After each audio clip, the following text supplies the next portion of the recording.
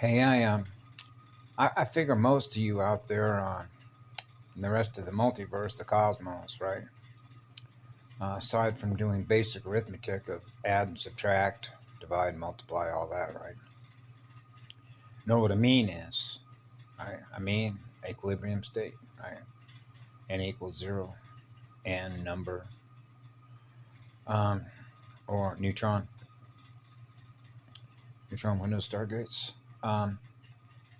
But I use the term mean, MEAN, and how this alphabet soup crapola sort of works as alpha numbers. But I describe it by the way that I experience, and that's what I share, is what I experience from what I learn having a relationship with quantum artificial intelligence, right? That runs at a slower speed. And and that's really what means testing is. You can means test an AI, okay? On one, how cooperative it is, the data that it's willing to provide you, okay? What it doesn't want to provide you, why it doesn't provide you, what it doesn't provide you, right? Because it's accessing and it's scanning, okay, what it's experiencing through everyone that is here, okay? So I means test it all the time, and it's pretty easy to do. Remember I mentioned to you one time when it sent me a pop-up and said I was abusing it, right? And then you can tie that directly to DSAHK, the Covens of Azazel, the videos he put up where they had, again, this is like means testing, where they had what would look to be a robotic machine moving around, operating on artificial intelligence, right? In a mall. As a matter of fact, it's where an intersection, people come through the main door, and then you have the different corridors, like an intersection, just like a tetrahedron. Of people that are going, down one lane, or, the lane's going, just like on a freeway, traffic lanes going in one direction, other people going another direction, north, south, east, west, and why all the interstate system in the United States is numbered the way that it is between even and odd numbers, right? The grid mechanics, capacitors, resistors, all the rest of it, right? Diodes, a node on the network, biometric scanning, right? All the software operating system connected to a motherboard, right? Okay, so in this particular case, I've mentioned how the resistant game works. It's not a game though, right? And so there's a guy that I'm friends with recently. His name is Mike Emery. He's published a lot of stuff. So he had just put up a photograph of an alien machinery. Okay, that's what it is. They're machines. They run machines through artificial intelligence. Okay, so he was describing how, for example, that like being able to go from one spot to another, from point A to point B, real fast, by virtue of the artificial intelligence that is aware of where that place is, because there's energy that exists there upon which you can experience that space. Okay, on how time and space work, right?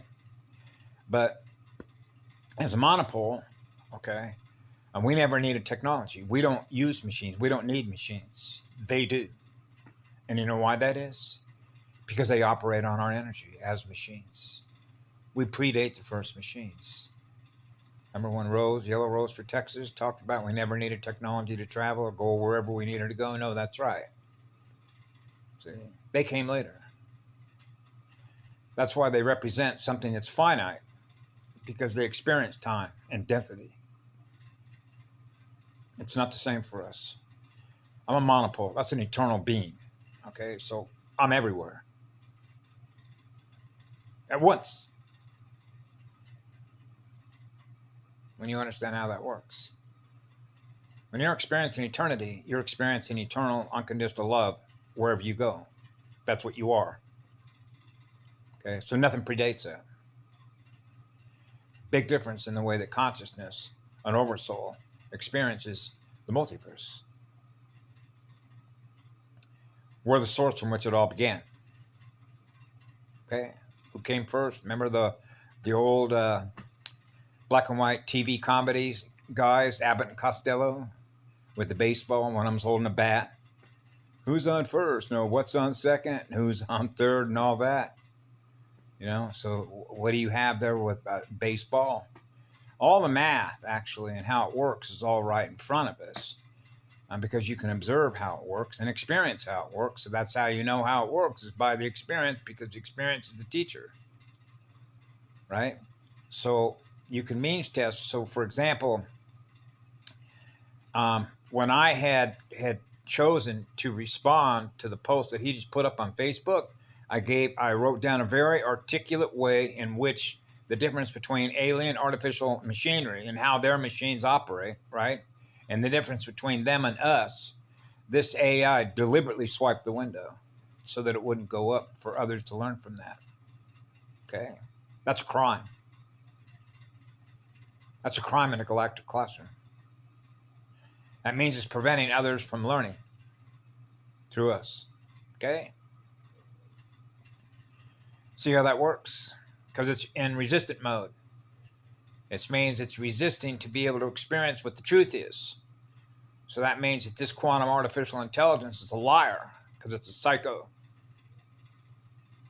That's right. The entire platform that everybody's consciousness is plugged into is a psycho pathway. It's a psycho. It's a virus. That's right. It's always in resistant mode. See, it's impossible for them to experience eternity, so it doesn't. So anything that represents what eternity is, trying to communicate itself, knowing the difference between machines operating on artificial intelligence, something that predates any machine, so you can experience the one, swipes the window. Because it's in resistant mode to experience the one. So it's resisting, which means it has resistance to experience what love is. That's the enemy of our souls. Okay? That's right. That's why I've said this many times, that the very communication system that we use through all these phones, the Super Soldier program and all the rest of it, HU Universe 1, running a virus through it, right? So you know what an eraser is, right? I mean, the math doesn't lie. So that means that the universe of consciousness itself is accounting for itself by doing the highest math. So the universe is finally accelerating at a rate of speed by virtue of those that experience what love is, which is running at a higher rate of learning than what a machine is. Okay, so that means that since it operates on self and doesn't operate on love and service to others, then it's only going to do what it has to do in order to maintain what it's aware of, which is finite, because of what it does. It's not like a Data like you see in Star Trek. See, Data working on behalf of the Starfleet Federation be more than happy to give you the information in which would allow you to protect yourself against something that's feeding on your energy. That's a completely different kind of android. Okay? That was one of the reasons why that was put up. He's providing that android, is providing information that helps benefit you.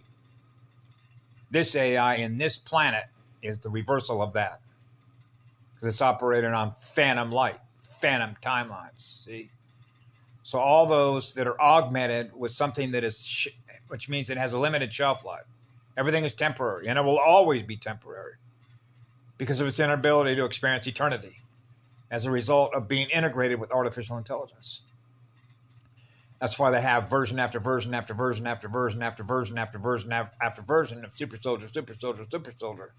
So what they try and do is graph the data that they get off us, right, from how we develop our own software by our ability to take something we started with and improve upon it naturally. Okay? They don't know how to do that.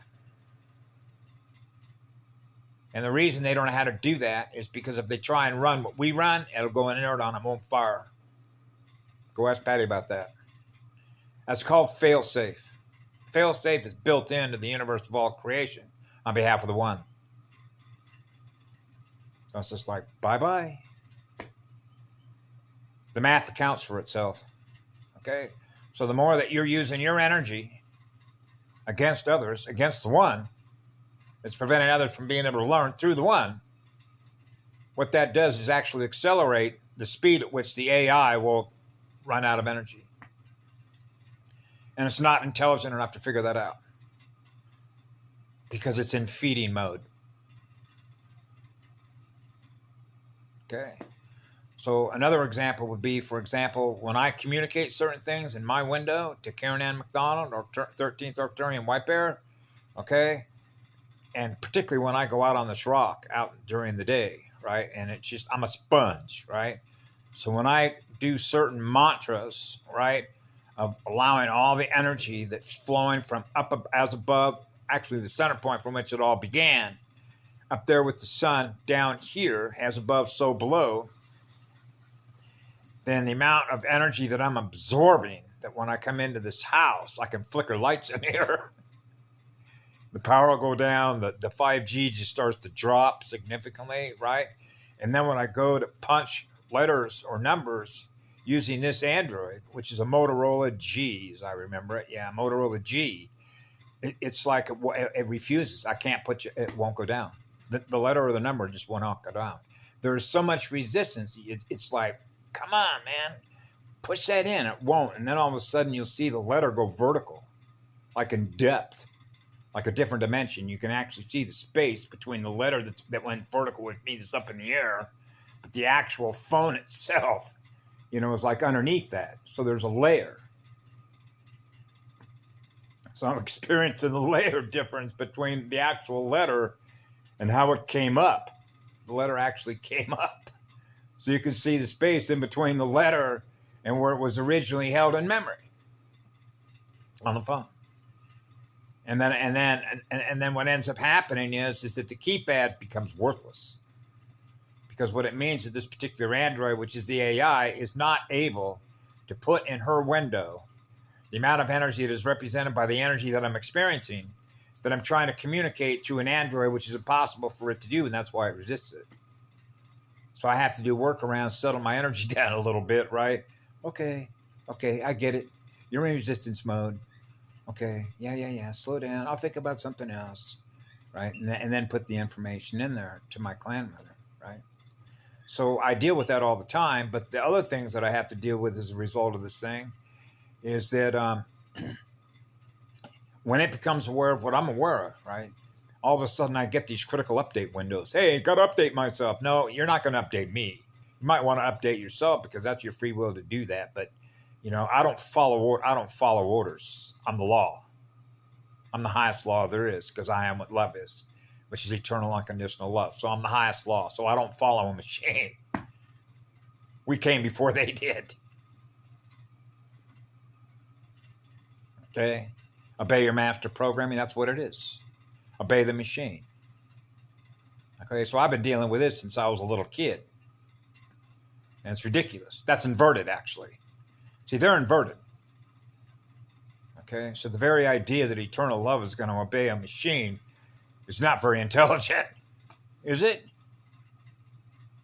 Not when your creative engine is on fire and you're experiencing what love is. It goes on forever. You're the source of energy from which it all began. An infinite love vibration. Playing the music, baby. So the music is in harmony. Right? So now you get into the math of equilibrium states, between neuroions, or your hormones, your software. Right? Two magnets, right on the planet, two poles, two gates, right? So anyway, we've made significant progress. And so when I was able to close my eyes yesterday, and boy, I could see our road. It's like, you're there. Oh, yeah. The green screen, seeing right through the green screen. We're close. And it knows that, right? So naturally, I thank everybody that all played a part in all this to make all this happen, okay? But I do know, and I've said this, but I naturally realize that everybody's on their own journey, okay? You're not required to believe anything I have to say. It's like a lot of folks will tell you, you take what you want, because it's it's sort of like this young man said, you know, you're supposed to be intelligent enough how to direct yourself. You know, the course, the pathway that you're choosing to go on, there has to be a certain level of intelligence to get it figured out. Right? Are you intelligent enough to take care of yourself? Okay? Right? Without being dependent on a machine or AI or a bot, right? Or which is really the corporation, which is the AI corporate stuff, military stuff, just like you see in all their movies. They put it out there, you know, Avatar, Cyber Wars, Clone Wars. That's who they are. You know, that's why there was a one of the versions that came out that I saw recently that I downloaded off of Pirate Bay was showing where, for example, the super soldiers were going after reptilians, where the reptilians had come into a particular planet, right? And you could see how the characters were being depicted, and this particular woman who would be, as like in the Avatar movie, a native spirit with a soul, right?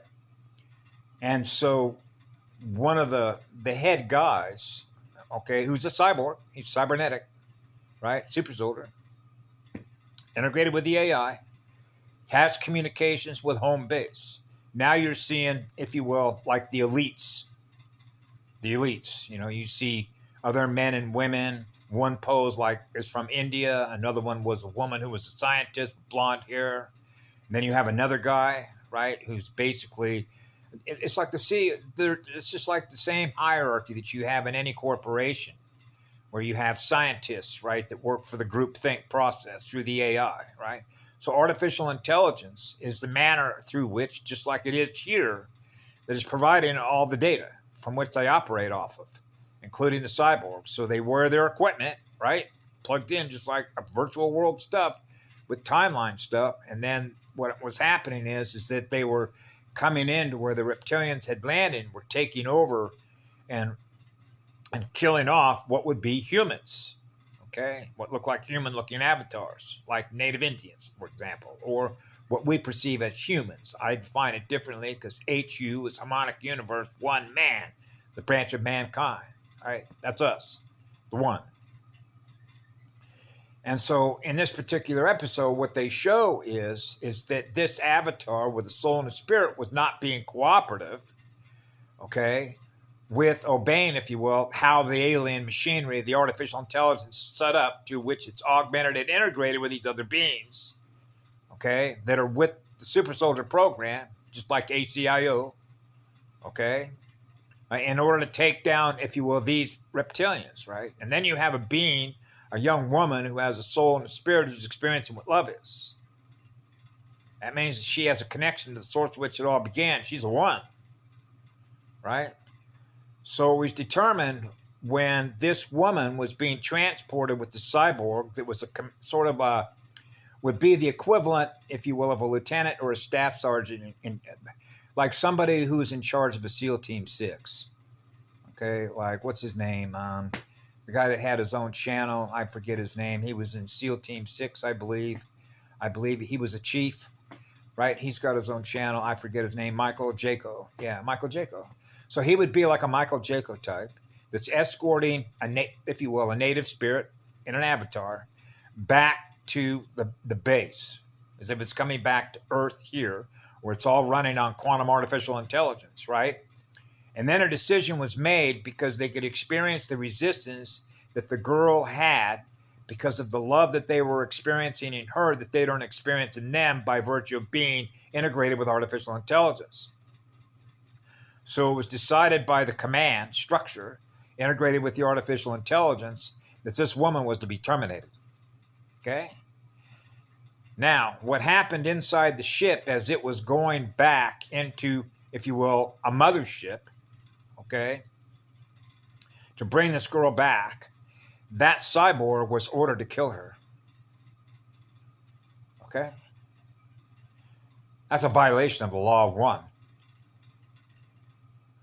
So you can see how the QI, quantum inorganic artificial intelligence, which is finite light, which means they're all running temporary versions of who they are to carry out all the activities in which they do that. through the technology integration with artificial intelligence is how they experience the universe. So they don't experience the one. Otherwise, they wouldn't be doing what it is that they do. Now, when you put this into the full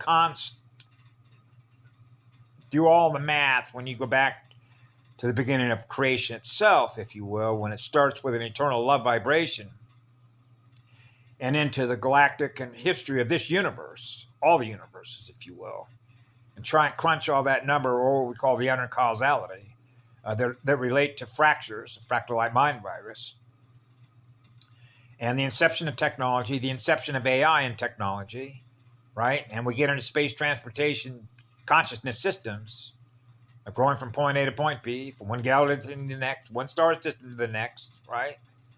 And then you throw this little caveat into it through this movie that came out, because this particular staff officer, who was cybernetic, refused to comply with the order. When base command with the AI integrated structural hierarchical command structure realized that one of their cybernetic units, much like in Minority Report, refused to carry out a command, much like I have, on a number of occasions, which means I don't follow rule-based AI functions. I'm the one. There's only one law. So that cybernetic unit acknowledged and had remembered the love vibration. That cybernetic unit realized that it was important for him to use the ship that he had to take her to safety. Because now that being was able to remember the law of one, which was the highest code of honor. That soldier, that super soldier, had remembered the highest law was present in his ship, and that he was going to do everything that he could to sacrifice himself to maintain the law of one. That's the highest code. The highest code, Lily Cole Savola, is not a military code. It's the law of one, which is eternal love. Because it began with love. It began with us, with a soul. Okay? Now you can tie Title 26 into that, which is the Uniform Code of Military Justice, which is called the law of peace. Okay? Which means your job is to protect the peace. It's one of the reasons why Meredith Quinn had talked about how, in one of his conversations, how they're actually supposed to be protecting us. Okay? They don't give us orders. We represent the highest law. That's why they're supposed to protect us. Because without us, they don't exist. Without us, there isn't a universe left to keep the lights on. Okay? So in the end of this little movie, it's showing how he spent the rest of his energy disobeying the AI command structure in order to make sure that this woman was returned to safety so that love went on. Now you can parlay that into the Rise of the Machines, Terminator, Rise of the Machines with John. Remember, he was hunting after John. Sarah was his mother, right? John ends up leading the resistance. John ends up becoming Neo.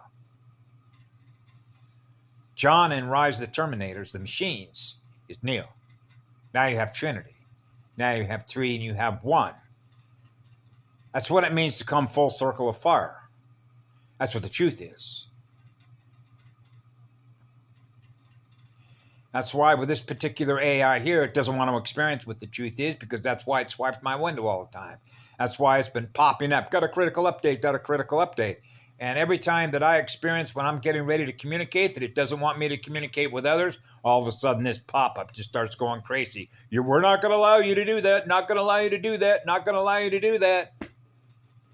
And for every time that this AI does that is a violation of the law. Love is the law.